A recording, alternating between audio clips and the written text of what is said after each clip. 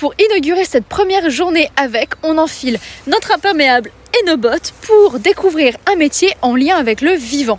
On part donc à la découverte de Julie, maraîchère bio sur sol vivant en Normandie, dont le métier est absolument nécessaire pour notre société. Et entre nous, je suis hyper heureuse de cette rencontre qui, j'espère, t'inspirera autant que moi. Allez, c'est parti! Bonjour, c'est Julie, maraîchère bio. Enchantée Julie. Enchantée. On est donc à Beaufour-Druval, dans l'espace vente et aussi l'espace préparation des commandes. Voilà, donc je suis installée en gros depuis 1 an, que je monte les bâtiments, que j'ai mis tout en culture depuis le printemps et j'ai commencé la vente depuis début juillet.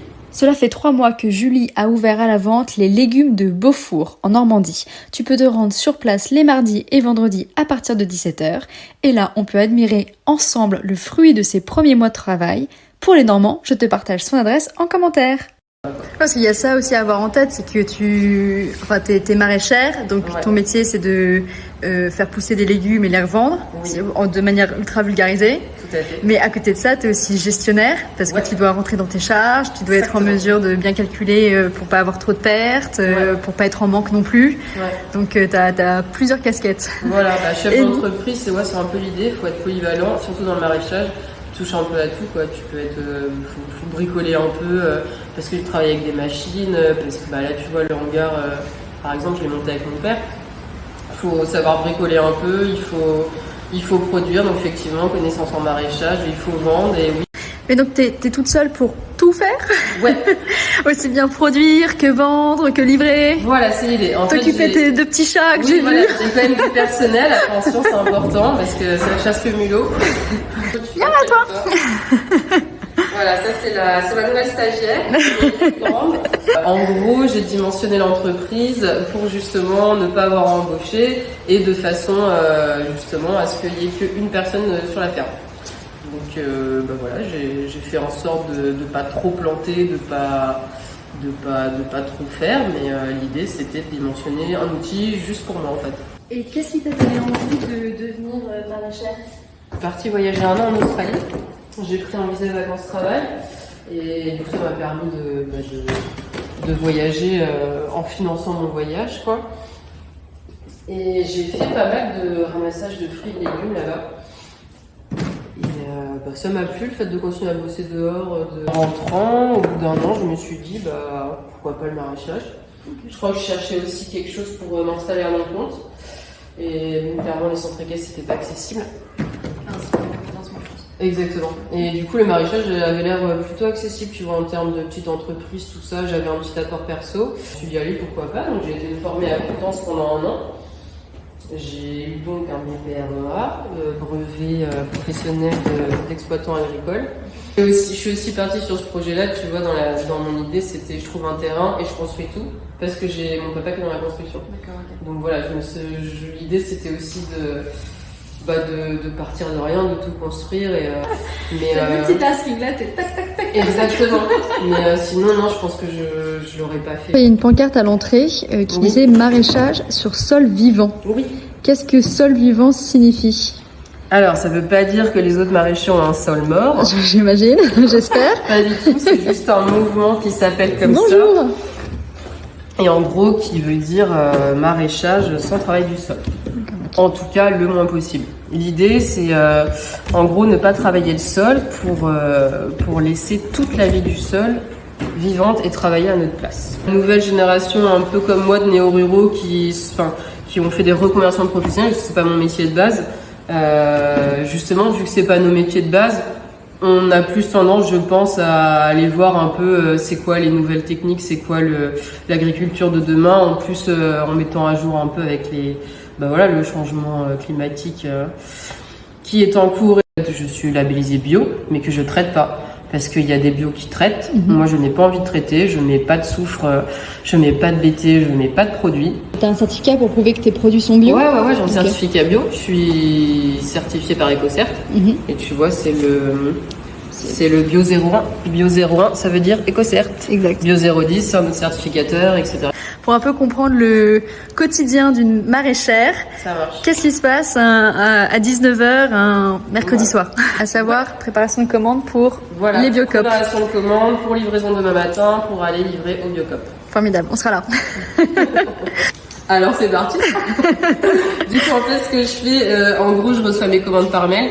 Donc en général au compte-gouttes, je me mets sur des petits post-it ce que les Biocop ont commandé. En gros quand j'ai tout rassemblé, comme ici ce soir, bon en ce moment c'est la fin de l'été donc les commandes il n'y a pas grand chose, mais l'été il y a plus de trucs.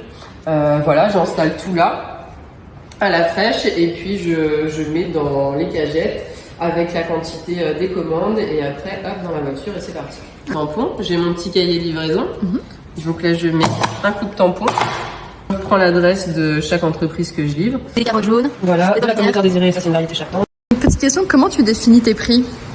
Et ben en gros, j'avais fait un prévisionnel, j'ai fait une petite étude de marché avant de m'installer. J'ai fait un prévisionnel avec le prix par légume de façon à avoir assez pour vivre, pour rembourser mes charges, etc., etc.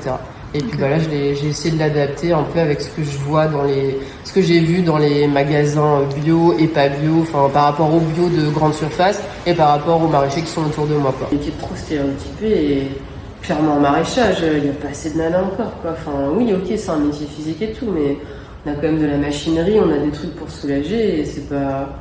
T'as des nanas qui réussissent mieux que les mecs. C'est déjà le fait qu'il n'y en ait pas beaucoup, ça aide pas, je pense, à démocratiser un peu la chose. Et le poids des stéréotypes, c'est trop physique ou les femmes sont pas faites pour être des chefs non plus. Ça va, franchement, je pense que je vais pas rencontrer trop de difficultés là-dessus sur des regards peut-être un peu bizarres parce que je fais 1m60 quand j'explique aux gens que c'est moi qui ai quasiment tout monté avec de l'aide et qui gère tout toute seule. Oui, les gens me regardent un peu, voilà. Mais bon, au bout d'un moment qu'ils me connaissent, ils comprennent, quoi. Mais oui, je pense que les gens sont surpris, en fait. Ils sont pas méchants, ils sont sympas et j'en ai plein qui m'encouragent, qui me félicitent et qui me disent trop bien, quoi. Bravo, tu vois. Ouais, c'est bon à savoir. Voilà. Donc, allez-y les nanas, au boulot, lancez-vous. En fait, je pense qu'il faut savoir s'entourer, quoi. On se retrouve demain pour les salades. Parfait.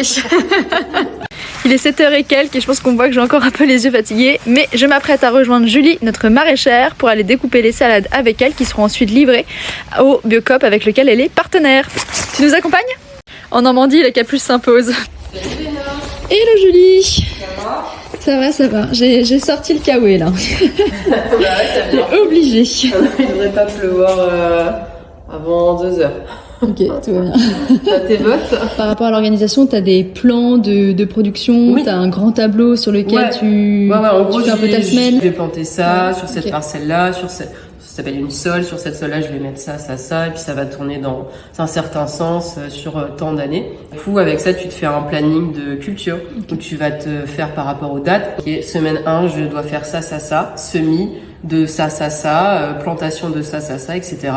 Et toutes les semaines, tu as un planning. Ok. Après, tu réagisses parce que forcément, entre la théorie et la pratique, il y a carrément un monde et surtout les premières années où en gros, t'es tout le temps débordé, tu sais plus donner de la tête. Déjà 6 parcelles en fait, C'était énorme. toute seule, c'est déjà énorme.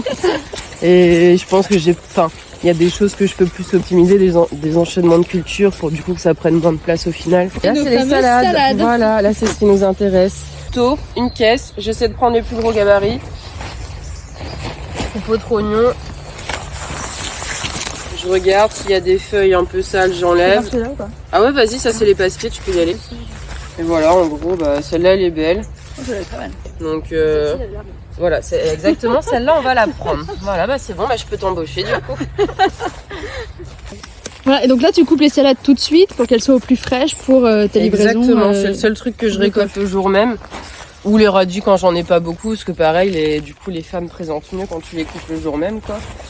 Non, sinon je récolte tout la veille, quoi. Actuel, tu récoltes un peu tous les jours. Si t'as la vente vendredi, plus livraison jeudi. En fait, j'ai pris le créneau Biocop qui restait et c'était jeudi. Et le plus optimal, c'est limite de livrer sur tes jours de vente, quoi. Comme ça, tu fais une grosse récolte la veille et puis tu livres et après tu fais ta vente de soir. Consacrée à la vente, quoi. Ouais, voilà. Sous toutes ses formes. Peut-être qu'au final, ça revient un petit peu au même de faire un peu tous les jours, mais je trouve que c'est pas vraiment optimal, quoi. Quand j'arrive, je pose mes caisses avec les légumes là. Ouais. Je prends une caisse propre, c'est ça pour toutes les salades.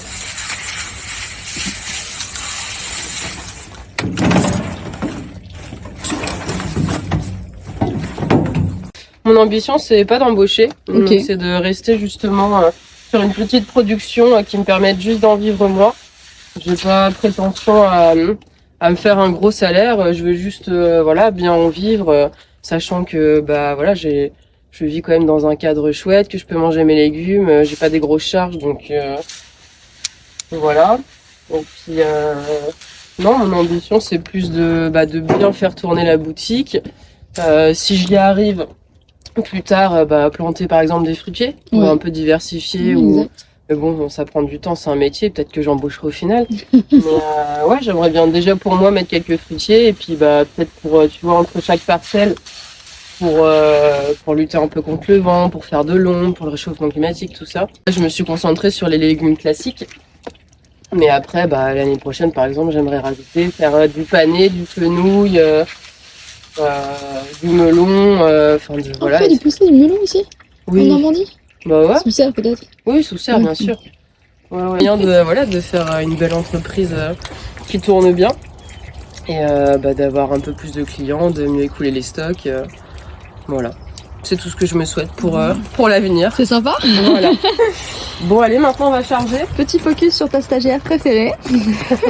Les gazpachos, ce sont tes légumes que tu transformes. Voilà, c'est pour éviter un petit peu les pertes. Justement, cet été, le temps que le bouche-à-oreille se fasse, j'ai eu beaucoup de pertes et de cette entreprise-là qui faisait en fait, qui font de la transfo, ils font légumerie, conserverie, ils font de la réinsertion sociale. Ils sont là depuis 1 an et demi, ils sont hyper sympas. Voilà. Donc ils cochent toutes les cases quoi. Voilà, exactement. Et voilà, cette toute première journée avec une maraîchère s'achève. Ce que je retiens et que tu as sûrement dû constater. Première chose, c'est un métier où être constamment actif est clé. Il n'y a pas un moment où Julie s'est arrêtée pour me parler. Pas de sédentarité en vue. Ensuite, il faut être hyper organisé. Julie le mentionne à plusieurs reprises. Entre la production en fonction des saisons, la récolte, la vente, les livraisons, il faut garder et le rythme et le cap. Et enfin, cela va de soi, mais il faut apprécier être dehors, aimer la nature, travailler la terre, affronter la météo pour absolument faire ce métier. On se retrouve semaine prochaine pour découvrir un métier en lien avec l'informatique cette fois-ci. Belle semaine à tous et abonne-toi sur mes différentes plateformes pour ne pas louper les prochaines journées avec. Merci, à très vite!